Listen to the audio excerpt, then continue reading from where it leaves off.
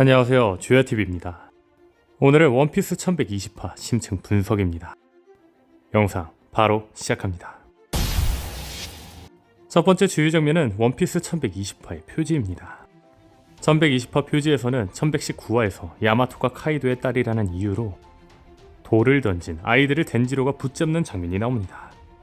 1119화 심층 분석에서도 말했지만 와노쿠니가 끝나며 이야기꾼은 히요리가 쿠로즈미가 불타 마땅하다고 연자제가 필요한 것처럼 이야기했습니다. 다만 히요리의 측근 덴지로 행동을 보면 역시 연자제는 반대하는 걸로 보입니다. 즉 이야기꾼은 이야기꾼일 뿐인 거죠. 아마 이번 표지를 통해 카이도의 딸이라는 이유로 연자제를 받는 야마토가 쿠로즈미 가문 연자제를 없애는 장면이 나올 거로 보이네요. 여기서 또 하나 주목할 건 덴지로가 키비의 다이묘가 되었다는 겁니다. 그렇다면 다른 마을들도 아카자야 사무라이들이 다이묘가 되어 맡고 있지 않을까 싶네요. 다음 주요 장면은 26년 전 펑크하자드의 모습입니다. 여기서 주목할 건 과거 카이도와 킹이 잡혀있던 펑크하자드 그대로라는 겁니다. 역시 카이도와 킹을 실험했던 자는 베가펑크였던 걸로 보이죠. 이번 1128을 보며 베가펑크는 선악을 떠나 그냥 연구에 미친 과학자처럼 묘사되는데, 베가펑크가 세계 정부를 위한 것도 있겠지만 본인 연구를 위해 인체 실험을 하고 있던 걸로 보이네요. 또한 여기서 또 하나 주목할 건 펑크하자드 위에 있던 해골인데, 세계 정부는 수백 년 전부터 인간의 거대화 연구를 하고 있었다고 했습니다. 그런데 펑크하자드 편에서 나왔던 이 거대화 연구의 실루엣은 고대고인족 같은 모습이었습니다. 즉 고대고인족 머리 실루엣이 펑크하자드의 간판으로 나온 걸로 보아 베가펑크가 펑크하자드에서 한 주요 연구는 거인화였던 걸로 보이죠. 그런데 와노쿠니 편에서 등장한 넘버즈는 20년 전 카이도가 펑크하자드에서 사들인 고대 거인족화 실험의 실패작들입니다. 이를 통해 알 수 있는 건 적어도 당시에는 카이도가 베가펑크보다 더 나은 인물이라는 겁니다. 이 장면에서 또 하나 주목할 건 용입니다. 이 용은 26년 뒤 펑크하자드에서 조로가 베어버린 용으로 보이죠. 다음 주요 장면은 새로운 DL 쪽으로 밝혀진 클로버 박사입니다. 계속해서 이야기하고 있지만 저는 현재 D란, 현재 세계정부의 탄압을 벗어나려는 사람들의 의지를 담은 표시라고 생각합니다. 다시 말해 DL족은 베가펑크가 말한 대로 의지인 거지 큰 의미는 없다는 거죠. 다만 여기서 생각해볼 건 클로버 박사의 성 클라이옴의 의미입니다. 클라이옴은 실제 아일랜드와 스코틀랜드 전설에서 나오는 전설적인 검의 이름입니다.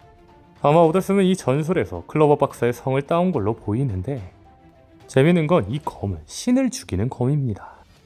아마 오다스님이 말하고 싶은 의미는 클로버 박사의 죽음으로 인해 세계 정부를 배신하게 된 베가펑크의 방송으로 추후 신인 이모와 오로성이 몰락까지 이르겠다는 걸 보여주고 싶었던 거 아니었을까요? 따지고 보면 추후 세계 정부의 진실에 따라 움직일 사람들의 도화선은 클로버 박사의 죽음이나 다름없으니까 말이죠. 다음 주요 장면은 과거로부터 목소리가 들려온다는 클로버 박사의 대사입니다. 이 부분에 있어서는 만물의 목소리를 듣는 로저를 생각할지 모르지만 이 대사는 은유라고 생각합니다. 아마 클로버 박사는 고대 왕국을 조사하며 조사할수록 세계 정부의 악함과 고대 왕국의 억울함이 보였고, 클로버는 이 억울함을 풀어달라는 목소리가 들릴 정도로 진실을 속인 고대 왕국이 억울한 상황이라는 걸 이야기하는 걸로 보이죠. 다음 주요 장면은 다시 이어지는 베가펑크의 방송입니다. 여기서 주목할 건 역사는 승자들의 말로 이어진다는 대사입니다. 사실 이 문장은 과거 처칠의 명언 중 하나로 매우 유명한 문장이죠. 그런데 또 재밌는 건 이 대사는 이미 본편에서 나온 적이 있습니다. 과거 정상결전에서 도플라밍고는 승자만이 정의다라고 이야기합니다. 이 이야기인 즉슨 이기는 자만 살아남았기 때문에 정의라고 이야기할 수 있었다는 거죠. 다시 돌아와 제가 이 대사로 진짜 이야기하고 싶은 건 원피스 세계관에서 현재까지 나온 베가펑크의 방송을 들은 뒤 역사는 승자들의 말로 이어지는 법이라는 말을 들었을 때 사람들은 어떤 생각이 들까요? 현재 세계정부가 말하고 있는 진실은 세계정부가 만들어낸 진실이지 않을까입니다. 물론 베가펑크의 방송이 이어지며 확실하게 세계정부가 악이라는 게 공개될지도 모르지만 벌써 모든 진실이 나오기에는 애매하죠. 하지만 분명한 건 현재까지 나온 베가펑크의 방송만으로도 세계정부를 의심하는 사람은 수도 없이 생겨날 거라는 겁니다. 그렇다면 생각해볼 건 혁명입니다. 현재 사보의 코브라 사건 이후로 혁명의 불씨가 켜졌습니다. 그리고 아마 이번 베가펑크의 방송으로 인해 사보의 코브라 사건 이후 만들어진 불씨가 베가펑크의 방송 이후로 엄청나게 커지겠죠. 즉 이제 본격적으로 혁명군이 움직일 때라는 겁니다. 그렇다면 여기서 주목할 건 드래곤과 아카이누의 떡밥입니다. 저는 아카이누와 드래곤이 동갑인 점, 아카이누가 드래곤에 집착한다는 점 등을 통해 드래곤과 아카이누는 해군 동기일 것이며 이들에게는 악연이 있을 거라고 주장했습니다. 그런데 이후 드래곤이 해군이라는 것이 밝혀졌고 이번 최종막에서 뜬금없이 1부 3대장 쿠잔 키자루의 과거 이야기가 나왔습니다. 즉 이제는 1부 3대장 중 마지막인 아카이누의 과거가 나올 확률이 큰데, 여기서 또 하나 주목할 건 1부 3대장은 몽키디 가문과 대결을 펼치고 있다는 겁니다. 쿠잔은 몽키디 거프와 키자루는 몽키디 루피와, 이처럼 종합해보면 아카이누는 몽키디 드래곤과 대결을 펼칠 것이며 이 과정에서 아카이누와 드래곤의 해군 동기 시절 악연이 나올지도 모른다는 겁니다. 이 가설을 두고 또 하나 생각해볼 건 현재 마리조아에는 오로성이 없는 상황이며 마리조아에는 아카이누가 있다는 겁니다. 즉 혁명군은 베가펑크의 방송으로 인해 만들어질 불씨를 더 키우기 위해 오로성이 없는 틈을 타 마리조아로 향할 수 있다는 겁니다. 게다가 이 가설에 힘을 주는 또 하나의 떡밥이 있습니다. 그건 바로 혁명군의 임시본부 카마바카 왕국과 마리조아 사이의 거리입니다. 1086화 속 이문은 루루시아 왕국과 마리조아가 가깝다고 했습니다. 그리고 904화를 통해 루루시아 왕국과 혁명군의 임시거처 카마바카 왕국도 가깝다는 게 밝혀졌죠. 즉 루루시아 왕국과 가까운 마리조아와 카마바카 왕국도 서로 가깝다는 거죠. 그렇다면 앞서 말한 것처럼 베가펑크의 방송으로 인한 혁명군의 움직임이 시작될 확률이 높은데, 마침 오로성이 마리조아를 비었으며 드래곤과 악연이 있으며 주 대결이 나올 아카이누가 가까이 있는 마리조아에 혼자 있다는 겁니다. 이에 대한 자세한 이야기는 이 영상을 참고해주세요. 다음 주의 장면은 릴리스를 기절시키는 아틀라스입니다. 아틀라스의 이 행동은 적어도 베가펑크 한 명은 살아남아야 하기 때문에 베가펑크의 생존 여부를 알 수 있는 요크를 속이기 위해 릴리스의 전원을 꺼버린 걸로 보이죠.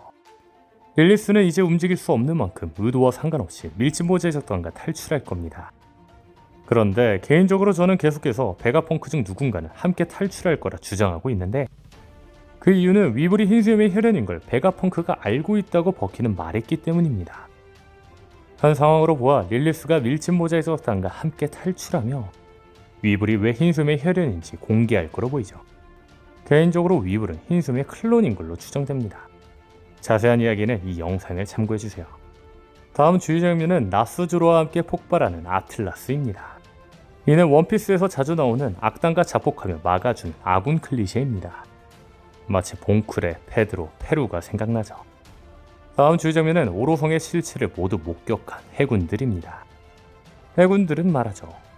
무슨 일이 일어나고 있는 겁니까? 커다란 멧돼지, 뱀, 새, 로봇. 분명한 건 1094화에서 오로성은 괴물 같다고 한 해군을 죽여버렸습니다. 그렇다면 생각해볼 건 현재 오로성은 어쩔 수 없이 에그에 대해 온 해군들에게 자신들의 진짜 모습을 보여주고 있다는 겁니다. 결국 마지막에 오로성은 해군들도 모두 없애려고 하지 않을까 싶습니다. 계속해서 저는 키자루의 배신을 주장하고 있습니다. 만약 오로성이 해군들을 제거하려는 장면이 나온다면 마침 베가펑크로 인해 정의가 흔들리고 있는 키자루가 오로성을 배신할 때가 아닐까 싶네요. 다음 주의 장면은 철거인의 공격입니다. 철거인은 오로성을 향해 공격을 하려고 했지만 900년 전의 인물인 만큼 연기만 나오며 공격이 통하지 않았습니다. 다만 철거인은 마지막에 말합니다. 어라라, 나 녹슬어 있었어. 이거 여차할 때 맞지? 조이보이 쓸게.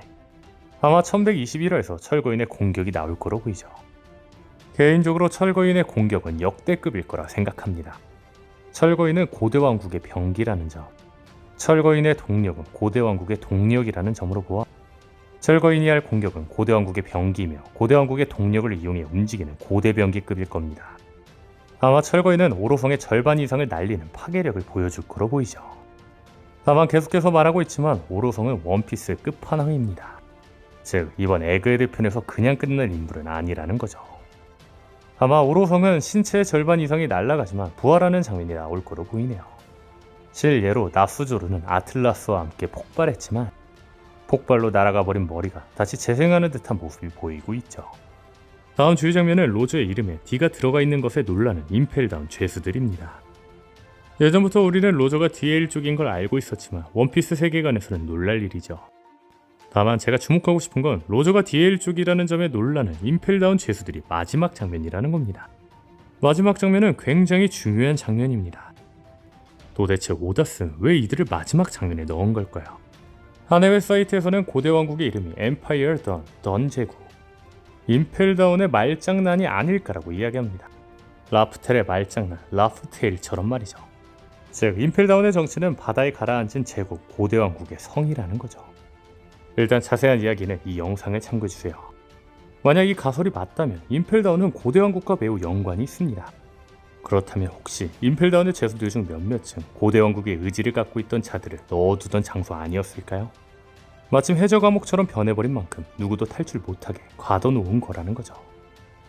다시 말해 마지막에 나온 이 죄수들은 로저도 자신들과 같은 D의 의지를 가진 자라는 거에 매우 놀란 거 아니냐는 겁니다. 일단 이 부분은 추후 자세히 설명할 계획이라 다음에 다시 한번 이야기해 보겠습니다. 다음 주요 장면은 루피를 조이보이로 인식하는 철거인입니다. 도대체 왜 철거인은 루피를 조이보이로 인식하는 걸까요? 현재 니카가 조이보이인지 조이보이가 니카라는 신의 능력을 사용하는지는 아직 밝혀지지 않았습니다. 그렇다면 우리가 추측할 수 있는 건 두 가지 가설입니다. 첫 번째, 악마 열매 능력자가 죽으면 해당 악마의 열매에 영혼이 갇힌다. 즉, 니카이자 조이보이가 악마 열매로 변한 것이다. 두 번째, 니카 열매를 먹은 조이보이가 죽으면 니카 열매에 영혼이 들어갔다. 일단 이 부분은 좀 더 확인해 봐야 할 것 같네요. 오늘 영상은 여기까지입니다. 시청해주셔서 감사합니다.